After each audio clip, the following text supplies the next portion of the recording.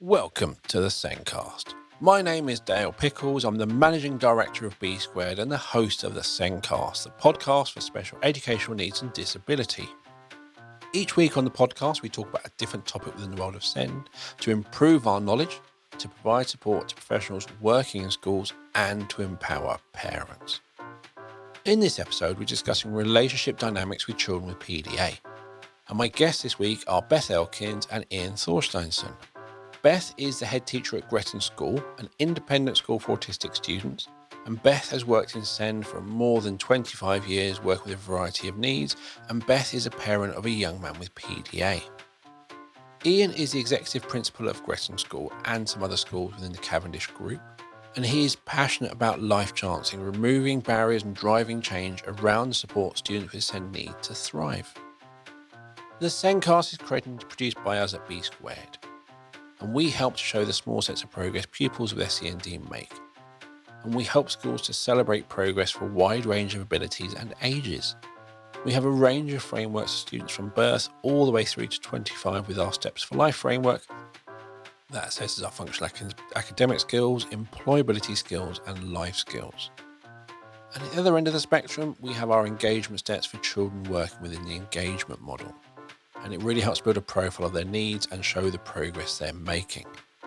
Visit the B Squared website or click on the meeting link in the show notes to book a meeting with me to take you through our assessment software and how it can help you. Now, let's get on with the podcast.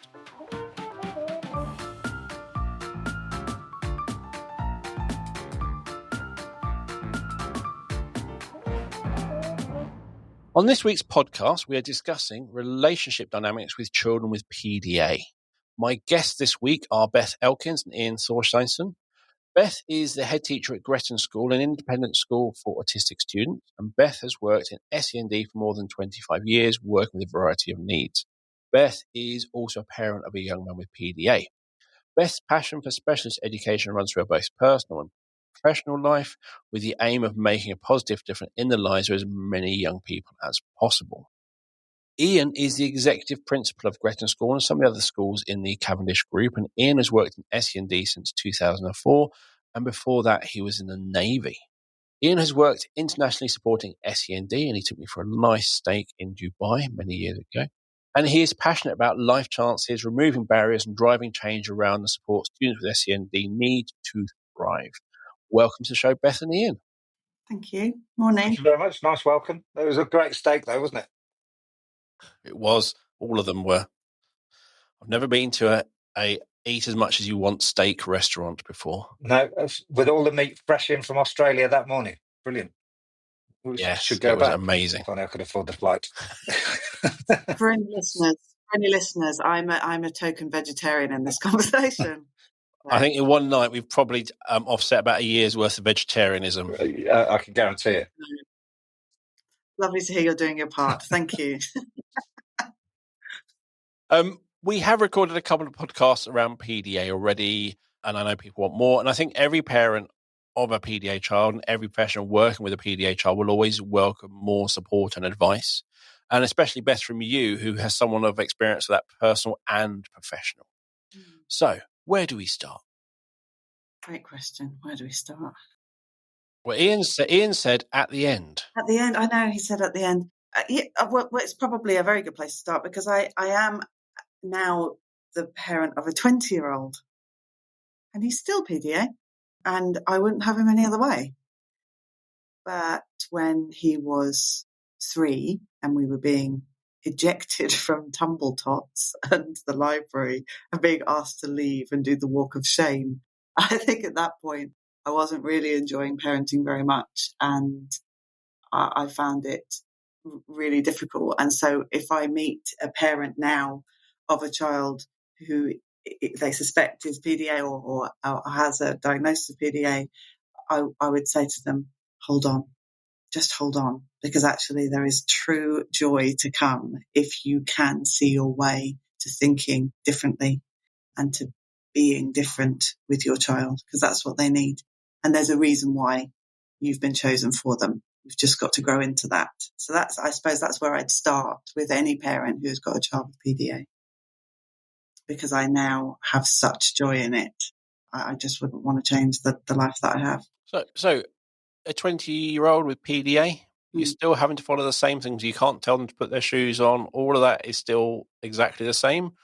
Or has he kind of learnt how to deal with it more? Is it a combination of both? Well, no, I mean, no, he still cannot. He's still absolutely inured in a river of anxiety about what life is going to expect of him, to the point where actually he hasn't spoken at all for the last, must be 7 years now. He doesn't speak. He can speak, but he doesn't. And so selective mutism is just another really key indicator of profound anxiety. And I think when I started to understand that PDA is an anxiety disorder, really, it's a response to just being overwhelmed by every encounter, I started to approach it in a very different way. And that's what I do at the school as well. My view is that the biggest issue with managing PDA is the expectations that adults have for themselves or hold over themselves. I think that adults who work with young people with PDA often feel very powerless. They feel very judged. I mean, I can't now number the times we've had comments in public places by total strangers because my son was behaving in a particular way. And I really chuckle about it now. There have been some hilarious incidents where Archie has just done his thing in a shop or whatever. And I can think back now, I mean, I must write a book one day just to share with other parents these incidents that we've had with him. But I remember the sweat of the times, you know, when we've had these moments where people have definitely made comments and judged us for the way that he's behaved. But the truth is that we were given a very individual young person who needed something very individual to parent him. And I think it's important to say that judgment extends into family as well. It's not just public, is it?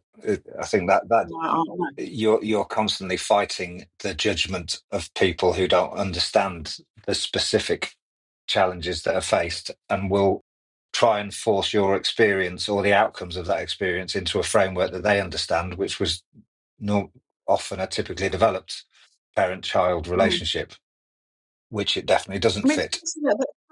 He was my only. He is my only child. He was my only child. I've never parented before, and your life shifts, doesn't it, completely from, you know, before you were a parent and after you're a parent.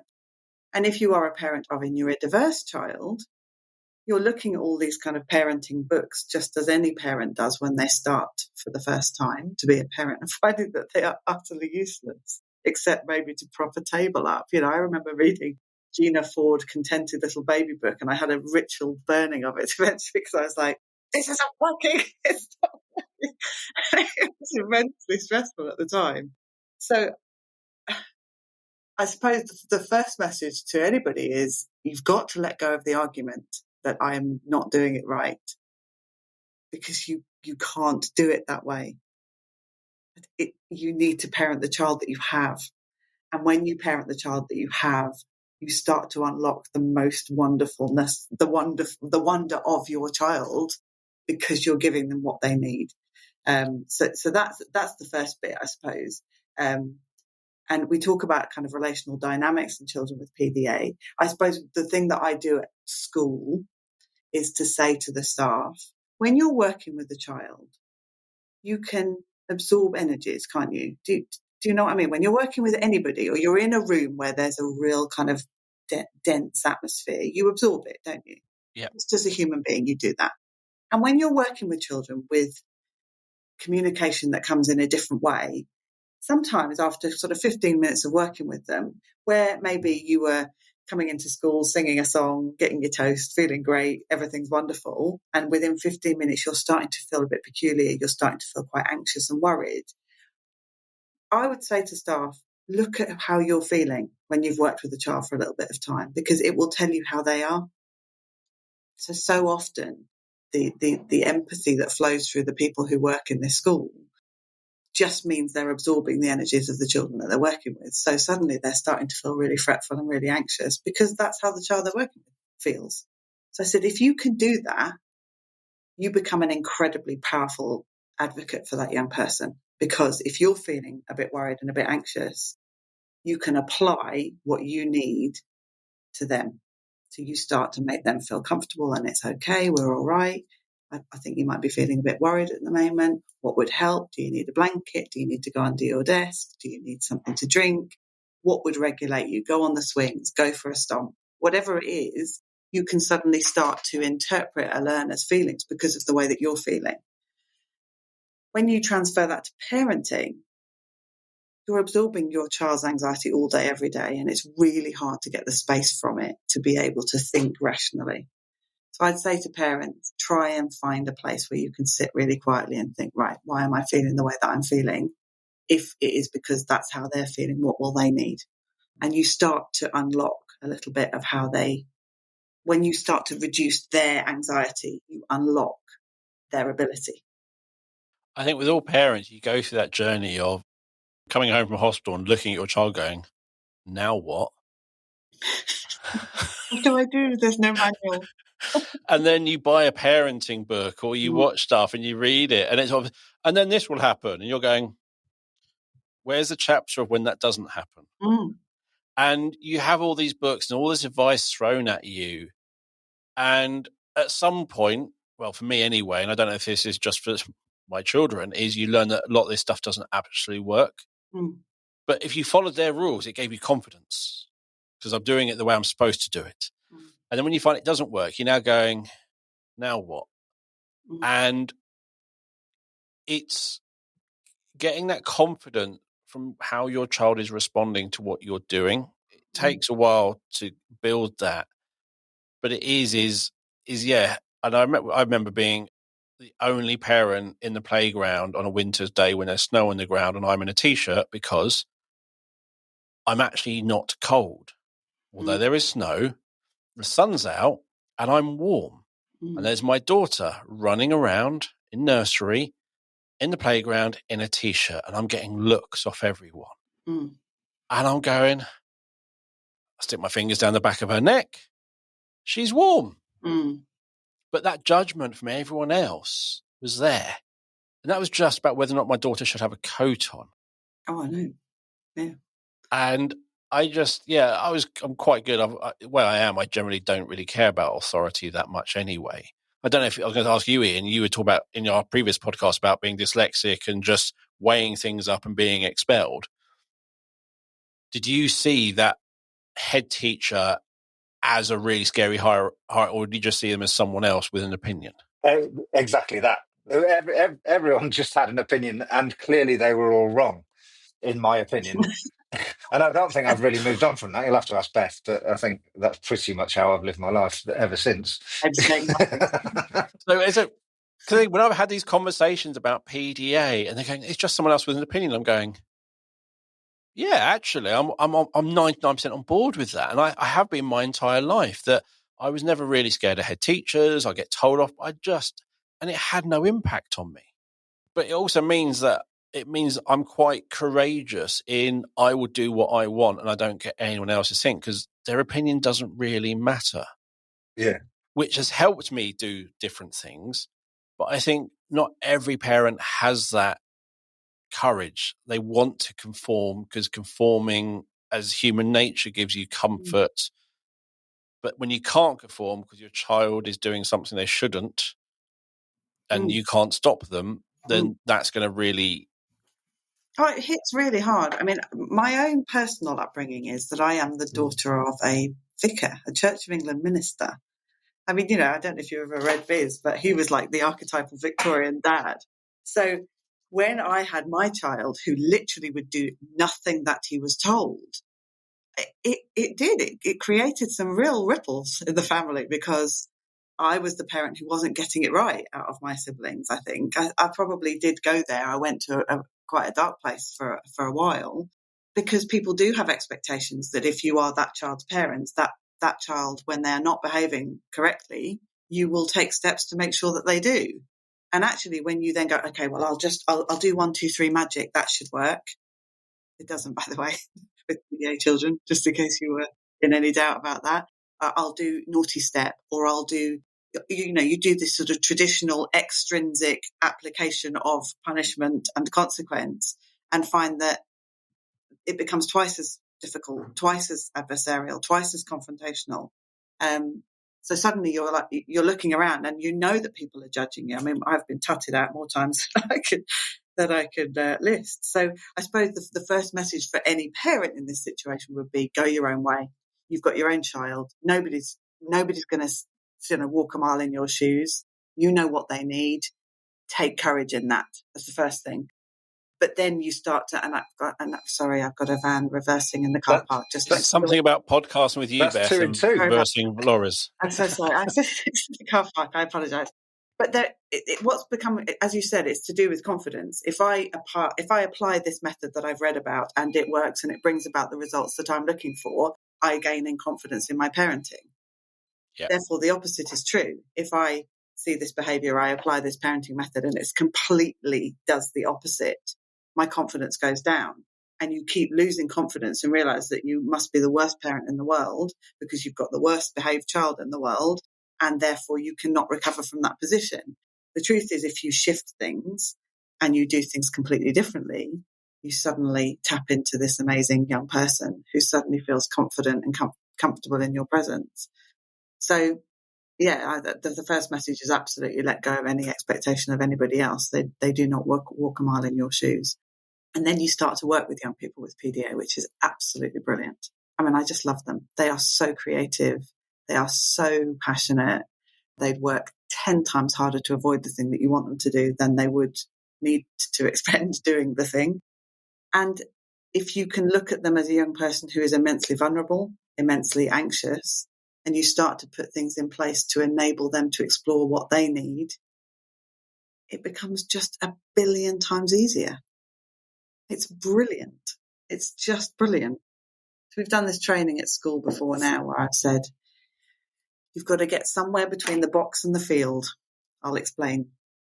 The box is you have this one choice, here it is, and the child will do anything at all to avoid being in the box. If you give them the field, you have no capacity to understand where they're going to end up, and that will make you feel powerless.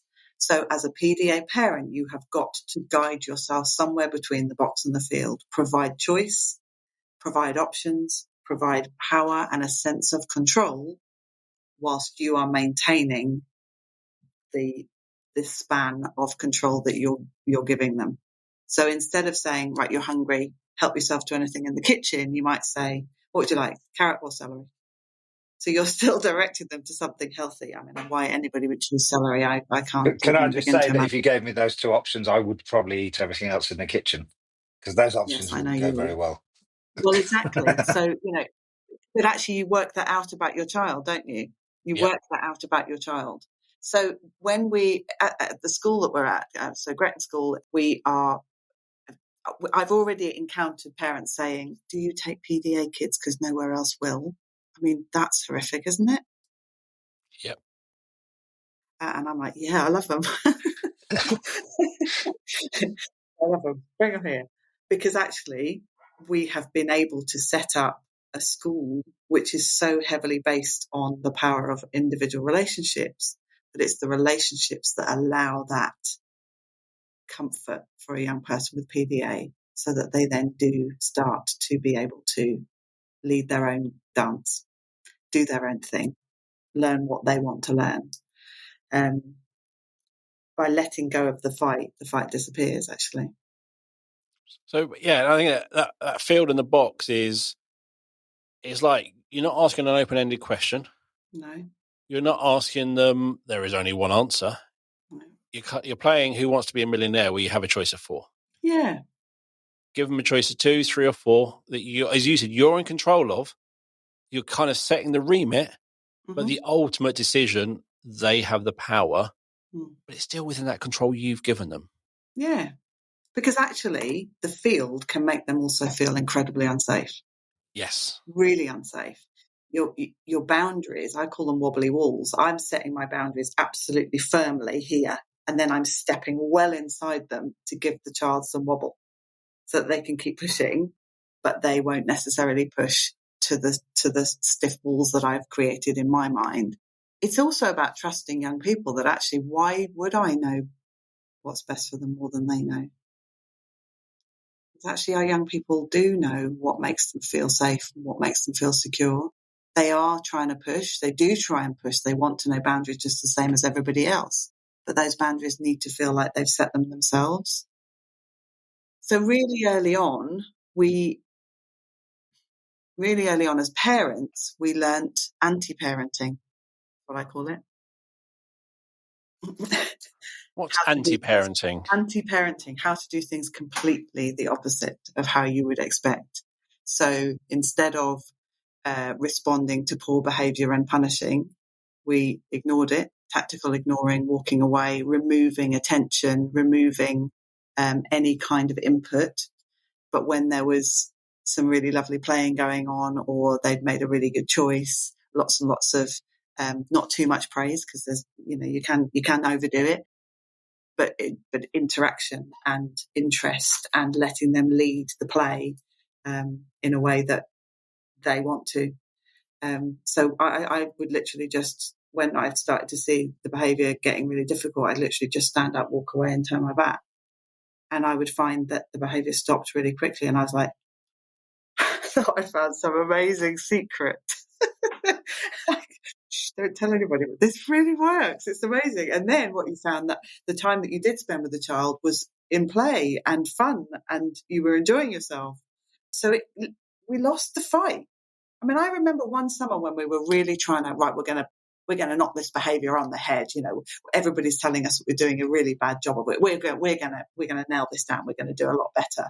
Well, he spent most of the summer on the naughty step, and I was crying around the corner.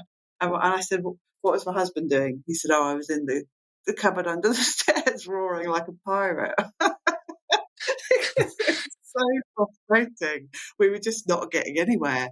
And I think that's a really interesting message for parents, is that you can keep applying the traditional parenting methods, but what on earth is the point if they're not bringing about the behaviour that you want to see? It's just flogging a dead horse. It's absolutely pointless. If it's almost working, you can feel we're almost there type thing, then maybe. But when one of you's on the naughty step again and again and again, and the other one of you crying around the corner, it's like, yeah, if you stepped back, you'd have gone, yeah, I don't know what's going on here, but wherever it is, it needs to stop. Yeah, it's madness. Yeah. And that's when I got really, really interested in reading about different approaches for different young people. And it's been absolutely embedded in me since then. We've all gone through a learning curve, I think. Unless you're born knowing how to do this thing, there's a lot of reading to be done to figure out why these young people need something different and how you can do that. But when we talk about kind of relational dynamics with children with PDA, it means you've got to change. You've got to change in order to allow them to do that, which is why I'm such a believer in specialist education, because I think a lot of mainstream schools end up down a pathway of doing things the way that their managers say that they do things, and there's a traditional behavioural approach. These young people need something very, very different, and therefore the specialist education allows us to be that flexible group of people responding in a different and flexible way in order to reduce the anxiety that these young people are feeling and experiencing, because it's the anxiety that then creates the behaviour. I think ultimately mainstream schools and specialist schools they're not completely different in the pupils that are there. The biggest difference to me is that mainstream school judges their success purely on exams and nothing else. That's because they're told they have to. It's a very narrow path for them. Yeah. And as we're in a very much purely 100% exam based, it's all about getting the answer, not how you got to the answer, not what you learned as you found out the answer. It's just purely, this is the answer, let's move on. It's not very knowledge based, very boring. What you're doing is you are actually building individuals. You are building individuals. And they're so individual. That's what's really, really wonderful. We don't want kind of homogenous groups of people, trotting out of school with their uniforms on. I mean, I've had young people come into school in their pyjamas. Come to school in your pyjamas. But you still come to school because we do learning, and because you need learning, and because you deserve it. And at some point, them wearing pyjamas might change. Well, it does. The first day she came into pyjamas, she was like, I feel a bit silly and I don't want to do this again. And that was fine. We didn't have a battle again. But that's the thing, is you're building individuals who are going to function in society, but you still identify them within the society. You identify every single one of them. They're all doing it their way, but they're fitting in with society. Whereas I do feel that sometimes with mainstream is they go out into society, but they don't know how to access it because it's so different to what they had in school. Yeah. They might have some GCSEs, they might get some A-levels. They go into the real world and it's like, this is not the same as school. They've not been prepared. And I think in the specialist, there are very academic schools. So you talk about getting GCSEs and things like that, and there are less academic. But overall, you're building children and individuals who are going to be able to be and access that society in a way that works for them. Yeah, I mean, Ian has spoken before about, the application of extrinsic punishment sanctions as being really, really ineffective with this group of people. I mean, you probably would say it a lot better than me, Ian. Well, yeah, no, I think it's when someone needs to adapt and adapt themselves in order to thrive in society, but also adapt society to be able to work with them. If we produce young people that leave us at the end of their school time with us with the certificates that we absolutely want them to have and need them to have to access the next gate of their life, but if the expectation is that we employ extrinsic behavior management techniques in order to be able to get them to that point, the only people that are going to do that for them after they've left school is likely to be the police or the criminal justice system.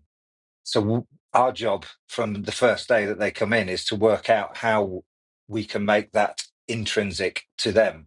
How do we get them to want to be able to do it for themselves and to understand why they're doing it and why it's good for them to do it, in order for them to get to the point where they leave us with exams, hopefully, and certificates, but with an understanding and an ability and a desire to want to adapt to the next steps of their life so they can be successful in it, rather than reject it and expect other people to manage it for them.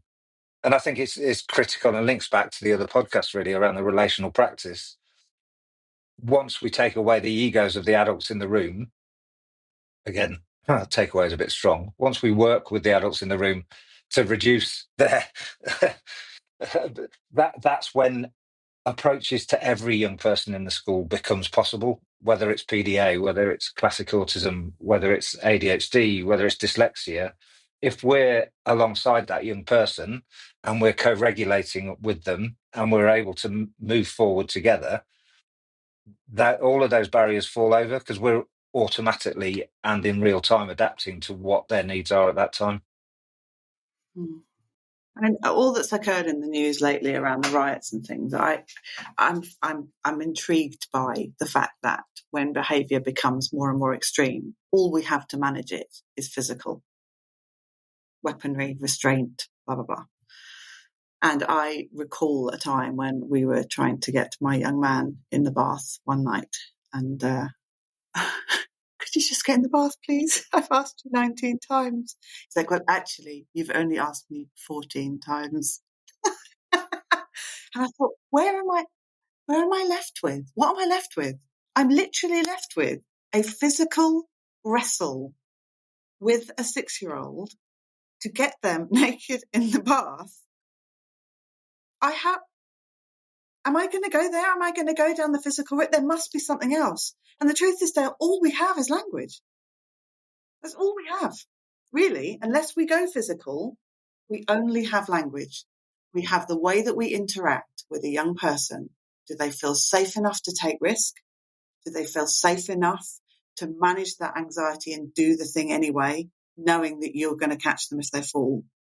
That's all we have as a parent and as a teacher, realistically, unless we want to get physical, which I do not want to do. But if you got physical, if you managed to get your child, 6 years old, into the bath, next time, he's not even going to go near the bathroom. Correct. For you to fight him for there. Correct. If you then get him it's going to get literally, the fight will start further from the bath. It'll start further and further. He will also learn from every single trick you use on how to get him into the bath, and he will learn defences. Oh, he's a master. Yes. I'm that sort of thing. I didn't have those sort of fights, but I know I learn, I watch, I improve, I adapt, I overcome type stuff. But you know that it will only have to get worse. Yeah. To the point you're going to go, actually, we have to get a straitjacket. And then it always escalates until when? Until when can you stop escalating? The moment you take, my parents used to smack me. I deserved it, probably. Whether or not smacking was the answer, very different question. But I learned quite quickly that this was it. This is the end. They cannot escalate it legally. So going back to what Ian said, is it worth it? If I do this, I'm going to get smacked and this will happen. Yeah, it's worth it. Got smacked. It didn't impact me because they couldn't escalate. Mm. And that's the truth of it. That is the truth. That is the truth. That's what you've got. So you can sit there and say, I can apply another sanction. I can get more extreme. The adversary will increase. The anger, the powerlessness will escalate. And what's the purpose of a bath? Because even if you physically got him in the bath, he was not coming out any cleaner, is he? So what are you actually trying to fight? He was humming a bit, Ian. Well, yeah, but splashing him in the water just before he jumps back out again ain't going to fix that, is it? Well, no, exactly. So you've got to then get to, and this is where I think a lot of parents, and it's honestly, it's a really, really bitter pill to swallow at times. I have to say, it's really tough. Why do I have the child who is actively fighting me about every single thing, even things that I know they'll like? It feels like the cutting off your nose to spite your face syndrome. But if you let go of that battle in you to be different and accept the child you have, life gets easier, better, more funny, more pleasurable for everybody. So that's your first step, really. And then how do you create an environment that feels so calm and so demand-free that actually they can start to thrive? That's the challenge. It's beautiful when it happens. Like, honestly, it really, really is. If you let go of the battle in your own self, thinking I'm not doing a good enough job, the phrase you need to use is I'm doing the job they need. And it's really wonderful when it happens, because when you start to anti-parent, you walk away when you're seeing behaviour that you don't want to see. You go to when you're seeing behaviour that you do. I mean, sticker charts, incentives, all of that doesn't work. My child ate his sticker chart, sticker by sticker, because he knew that once he got his stickers, he would get a head teacher's award. Well, he didn't want that. He didn't want to go up in assembly. He didn't want to be looked at. So, you're all the while thinking, actually, I need to get him to a point where the incentive comes from him. He'll want to get in the bath because it's quite fun. Or he might want a shower. Or he can't cope with either of them, and you're going to use wet wipes. You're going to do something. Hose in the garden. A hose in the garden. So that's once a year in the summer when it's hot enough. But it is about, and that's the thing, I often find that even if you look at the national curriculum, it's you can only answer a question in the way it's being prescribed. And I think when you talk about the parenting, a bath is your prescribed way of getting clean. Mm-hmm. What are the alternatives? And there's lots of things like that. I think someone's told you, or everyone has baths. They bath their kids. It's the way. It's the only way. And it's part of it is letting go of all of that as well. Yeah, it is. It's letting go of all of that. That's exactly it. It's finding. I mean, somebody said to me yesterday, "You're quite creative, aren't you?" And I said, I suppose I am, actually, because you do. You find it's the metaphorical toolkit that I talk to our staff about. What else have you got in your toolkit?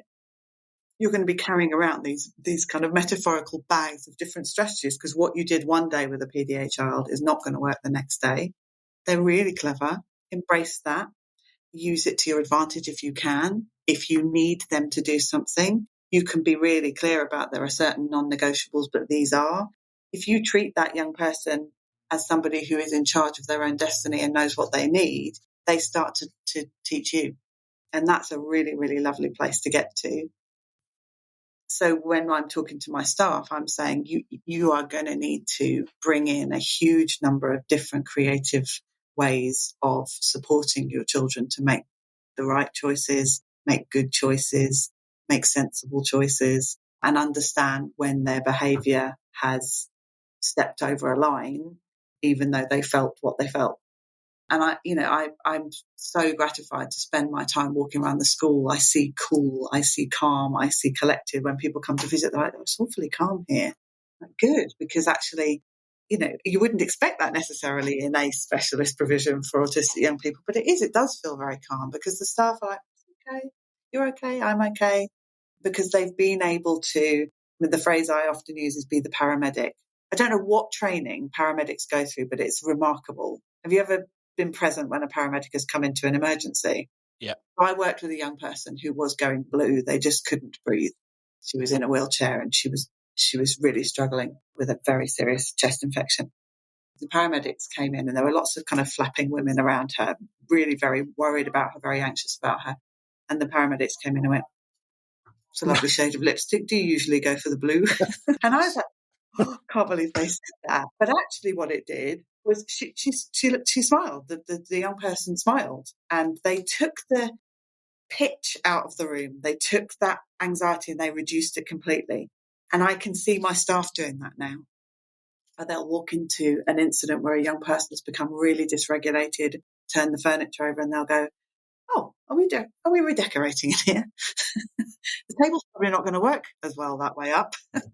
And they remove the sting, they remove that drama and that sense of desperation and powerlessness, and create something really, really calm in which the learner can just unclench and lower their shoulders and realise that they are okay. Ali Knowles talks about the Ollie and his superpowers, like, you're not angry, your anger is playing up. Yeah. And I like that. And it's like the film Inside Out type thing. But when that child is throwing that room around, the child isn't.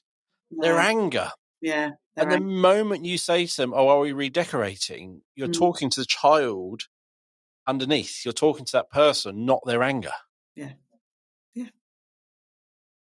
There's some real power in that. And, I think it's often because we're quite adamant that we really only employ human beings at the school. And the human beings that we employ at the school are fallible. They are fallible. They have their own feelings and their own emotions and their own difficult mornings and pressures and worries and concerns. So sometimes they can come into school and they're not okay. And it becomes very, very difficult to access your own compassion when you are dysregulated yourself. So we talk a lot about accessing compassion at school and being able to see underneath the face of behaviour. Yes, I know the face is angry. What's underneath it? My staff will definitely tell you that I repeat this story over and over again, but the wolf in the woods story, which is... I was hoping that was the story. Were you? Yeah, okay. I like it. From us a billion times, but if you're walking through the woods and you as a human being are feeling really wonderful, the birds are singing, there's dappled sunlight, it's a lovely, lovely day. But actually you come across a wolf and it's hunkered down and it's snarling at you. How are you feeling? And I've done this to rooms full of people and they're like, "Oh, worried." Some people go, "Oh, goosebumpy, I'm scared, I'm looking for a place to run, And I said, if you take 2 steps to the left, you can see the wolf's got his leg in a trap. How are you feeling now? And almost all of them do that, sympathetic head tilt. Because actually, oh my goodness, it's hurt. That's why it's snarling at me. If you can access that compassion when you're working with a young person who is presenting you with a face that says, "I'm not coping, I can't do this." If you can access that compassion, you are much, much more effective at being able to say, "I'm here.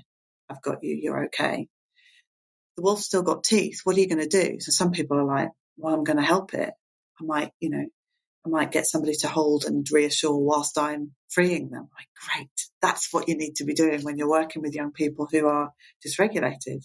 Find a way to protect yourself whilst making sure that they have a way out. Yeah. So you mentioned like your staff come in and you're not always dysregulated when you come into work, but do your staff share that with the children? Maybe not the reason they're dysregulated, but are they sharing, "I'm dysregulated, I'm having a bad day"? Yeah. And, it depends with the child you're working with, because some children would be absolutely gleeful to hear that and might then sort of start pressing buttons to see if they can tip the edge. bring about reaction. But actually, I walk around the school and I see that kind of early morning nurture response. So actually, we get together in the morning with our young people before lessons start. Are you okay? Am I okay? How's everybody doing today? And everybody takes a turn. The younger ones have got one of those beautiful rugs which have got different faces on, and they can go and stand on one of the faces that tells people how they're feeling. The older ones obviously just have a chat, but that check-in and the being able to just have a sense of where everybody's at allows us then to intervene as adults and say, it sounds like you've had a really difficult morning. Why don't we head off to the dining room and have a bit of toast before you make a start? Or why don't we go for a little walk? Or do you want 10 minutes on the swing? Because actually to enable that and allow that freedom to just get back to a regulated place means that the lesson is going to be far more productive. It's going to be far better and far easier for all the young people to participate.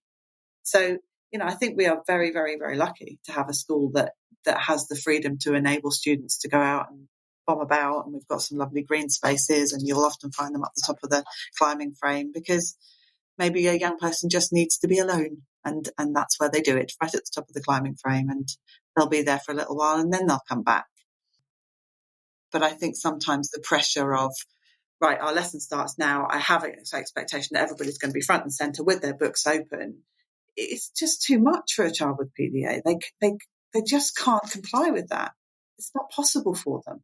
It would create such a river of anxiety for them. And we all know when we become overwhelmed that we behave inappropriately.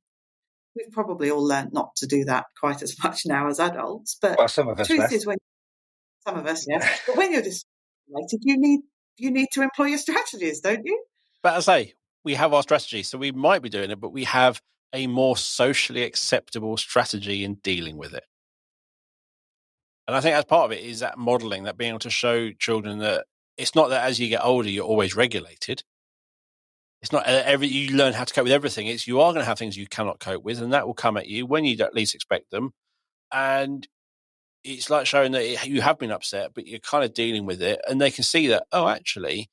And it goes back, you talked before we were recording about, Beth, when you worked in a school for deaf children. Oh, yeah. And that was a really interesting. Do you want to say the story? Yeah, so what I try and do at the school is create a really diverse workforce of people who represent autistic adulthood. I am myself diagnosed autistic only a couple of years ago, and I consider it to be incredibly important, because when I worked with deaf people years and years ago, one young lady signed to me. She said, when I grow up, am I going to be hearing? I said, oh, why do you say that? We were signing to each other. Why do you say you're going to be hearing? She said, all adults are hearing. So her parents were hearing, her support at school was hearing, her teachers were all hearing. I was like, my goodness, she's never seen herself in adults. And role modelling became a huge priority for me at that point. So we now have a team of people who are role modelling all the time, whether they are on the spectrum or not. We do have a number of staff who are, and a number of staff who have different neurodiversities, dyslexia and ADHD and various others. But our job as a staff body is to model for young people to say, oh, I've had a really difficult morning this morning and I feel like I'm not ready to work. I might just go and have a little cup of tea and a calm down, or I'm going to just do some breathing. And I see staff breathing with students, like doing that breathing exercise. I'm going to get back to a place. What's our shoulders doing? Just because actually, if they practice it, demonstrate it, role model it, it becomes embedded in a learner's way of being. And it's also, sometimes it's, I've had this with my daughter where she's on the spectrum and she suddenly needs something and she finds out in the moment when she suddenly needs it. Yes. And I generally will try but there are times where you just can't. And she's like, well, I need it. And we kind of get into it. And I'm literally, I have to say to her afterwards, look, it made me feel, and I let her know that maybe I feel the way she makes me feel sometimes, is letting her know that she can have a negative impact on me. I'm not a superhero. Or anything. It's you do those things, you lash out at me because you haven't got your way, that makes me feel bad. But it's that conversation that's the most powerful thing, the reflective conversation after an event or after an incident. That's the bit where the learning really happens, that ability to kind of hold a mirror up to a young person and say, when they're calm. This is the real, when they're calm. Absolutely. When they're calm, when they're ready, actually, this is what I was thinking and feeling at the time. I mean, I'll often say to a young person, oh, it's nice to see you today. I was worried about you yesterday. It was a real tough day for you, wasn't it? Instead of, shall we have a reflection? yeah, on my terms, because I'm angry. Yeah. I mean, and that's the beauty of relational practice, that actually you've got people who they really genuinely believe care about them, have witnessed them in their difficult moments. And what we have to remember is that when a young person's been really dysregulated, I mean, you think as a grown-up listening to this, there must have been times when you didn't behave your best self in your best way. And you'll be reflecting on that and probably feeling some shame and a little bit of embarrassment. We have to recognise that shame is probably very, very present in a young person who has done something, particularly if they've hurt somebody in a dysregulated moment, particularly if they've hurt one of their own friends. We really have to give them a way back from that. We have to. And that's what the reflection is all about. I saw you really struggle yesterday. I was really worried about you. And it must have been so difficult for you to have hurt somebody that you care about. How can we support you to repair that? Because everything can be fixed. We have to believe. I have to believe everything can be fixed, and everybody can get better, be better themselves, be their better selves. I have to believe that. So, even with our PDA young people, particularly with them, actually, they might need that really oblique way of getting into a discussion so that they are able to reflect, because change is so difficult when you are caught in that trap of anxiety, which is, I think, what PDA is. And that's where the core of relational practice, which in effect is co-regulation, is exceptionally powerful, isn't it? Is that you both climb into the well and then look for a route that both of you can get back out. Yeah. It's in it together. We're here for each other. Is really important. And it is, I think my wife had an experience of a similar thing, of somebody hurting someone else, not physically, but kind of emotionally hurting them. And they didn't know how they could get back.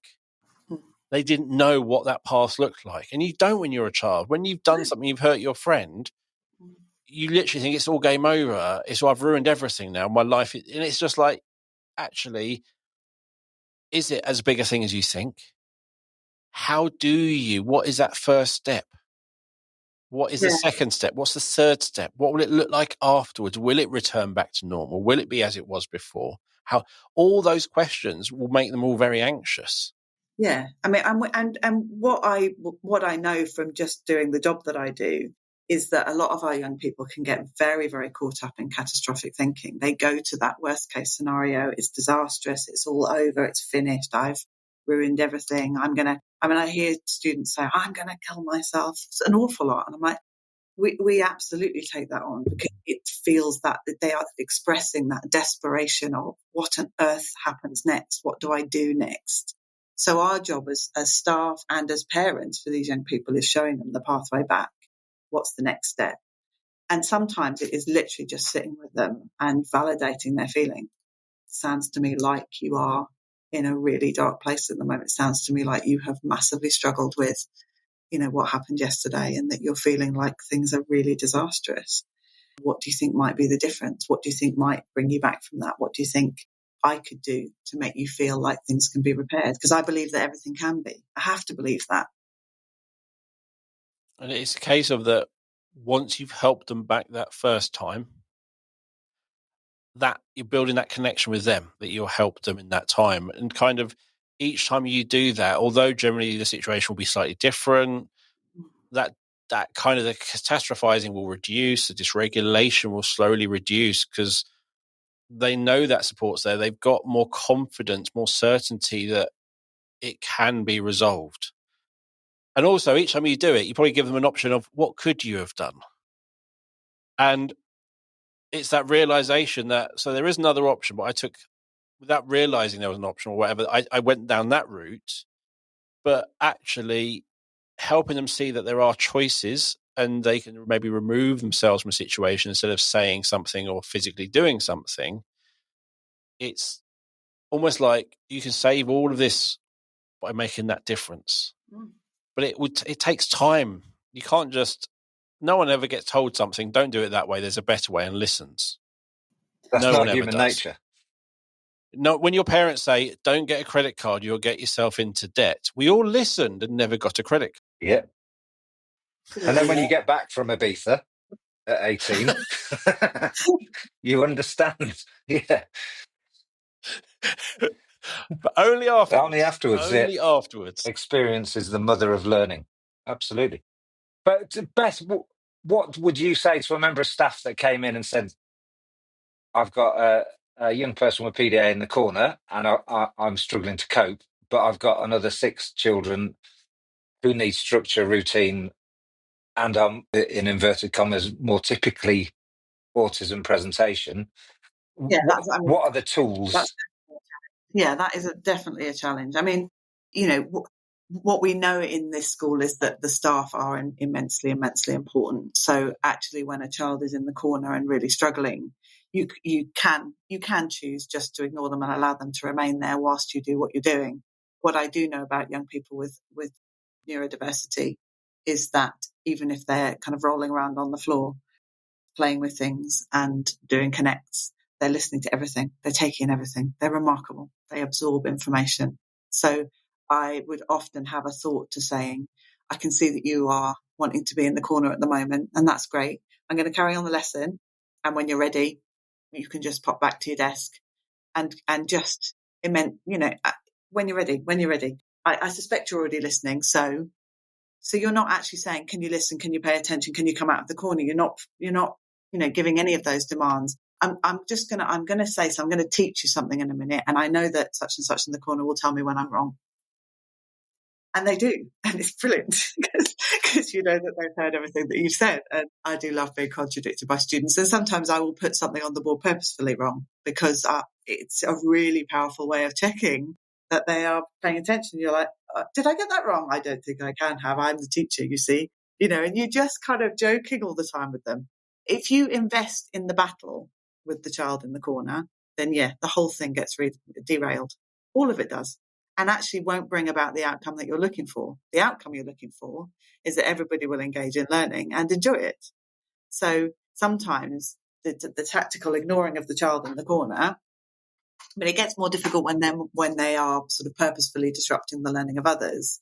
But what I have experienced is that young people with autism with a PDA diagnosis will want to be sort of slightly elevated. They are the ones who care about that hierarchy. Really interesting.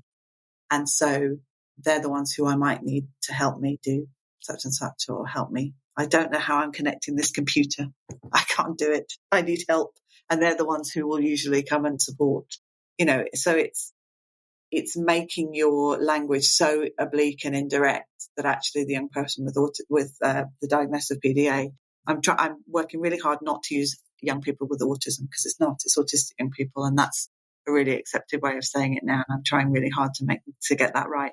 But a PDA child will often need to feel like they have something over the others in order to make them feel secure. It's very difficult to use the word manipulative. I hate that word. I really hate that word because it's got such negative connotations. But actually what they're doing is trying to manipulate an outcome in order that they feel safer. And that's a really important thing to remember when you've got a child trying to wrest control. I love the way you just touched on what does listening look like. And the answer is we have no idea. And one thing I do regret as a parent, I remember my children were young and you're trying to tell them what they did wrong or something. You're doing the modelling parent as you're being told, and they weren't really paying attention. So I used to try and get them to make eye contact, hands by their side, because that is where I know they're listening. Oh, what a complete idiot. But that's what I believe. That's what I was told. That's what you were told from your previous generations. If that is how you show you're listening. What I've learned, that is I was the child who never listened, but the arrogant one who got every question right you threw at them. Love I was, those. yeah.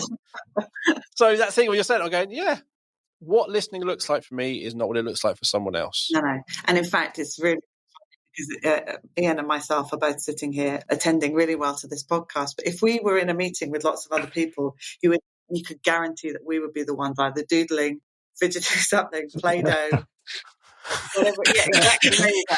We're all holding up our fidget toys here. All over my page. So, this is torture. Actually, even Monet said, we've got to fidget to focus. We've got to move away from that really traditional expectation that students will be sitting facing front with their books and their pens. When I first started teaching her, I've told this story before, I've got one student who was practically horizontal, leaning back in his chair.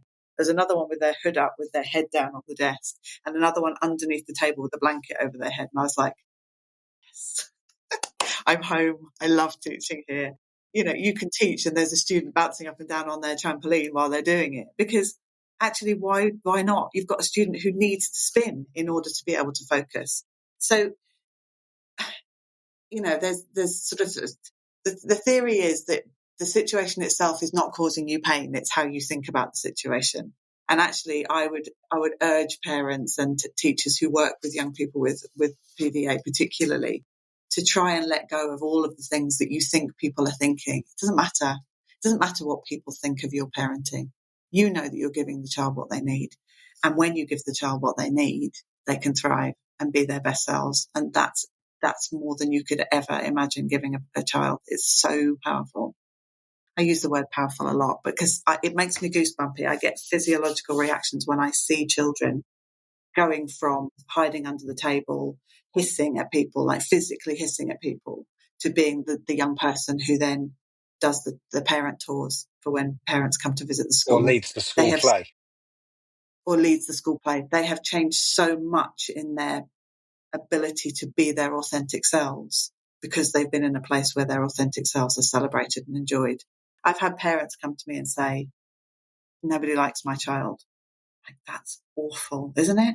Isn't that awful? They've had that experience of nobody likes my child because they're not compliant. I love these kids. They are absolutely brilliant. They're just so brilliant. But that's the thing. It's that compliant is the best word for it. And when you talked right at the beginning about those people tutting, it is this is the way you do things. This is the standard approach to parenting. This is what you do. Whereas as soon as you just go to the child, not in such a blunt way, but what is it you need, which is what you then work out from them, what it is they need, and then give them that, they thrive.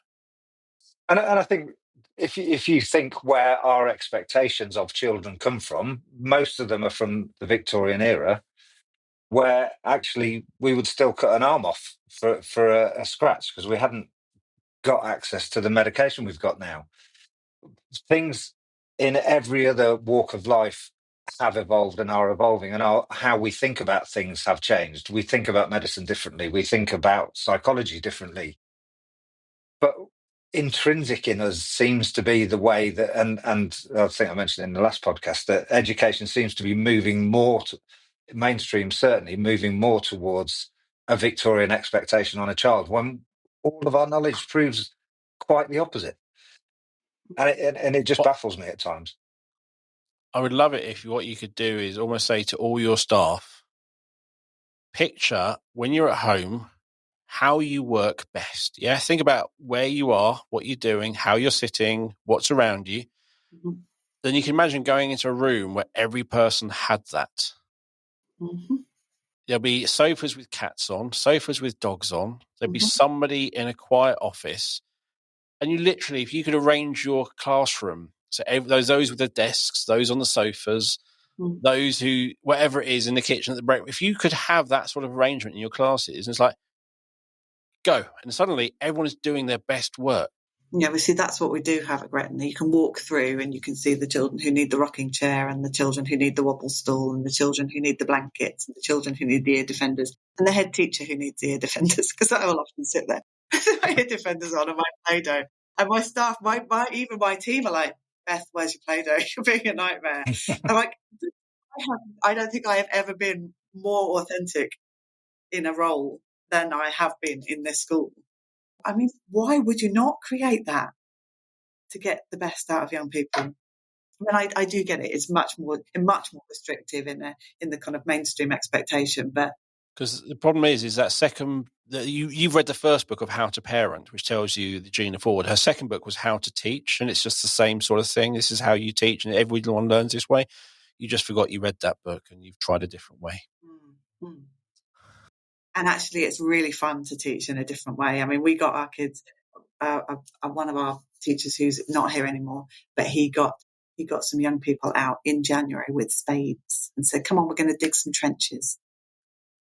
And they were trying to dig in this really, really hard ground. And then he went back and did the sort of World War I lesson. And they just got it. That experiential learning, they won't forget it. It's fixed in their mind. They still talk about it now.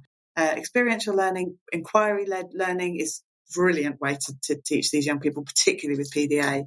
Ask them a question and see where they go with it. Because I can see young people with PDA often really crippled by the number of choices that exist in their head.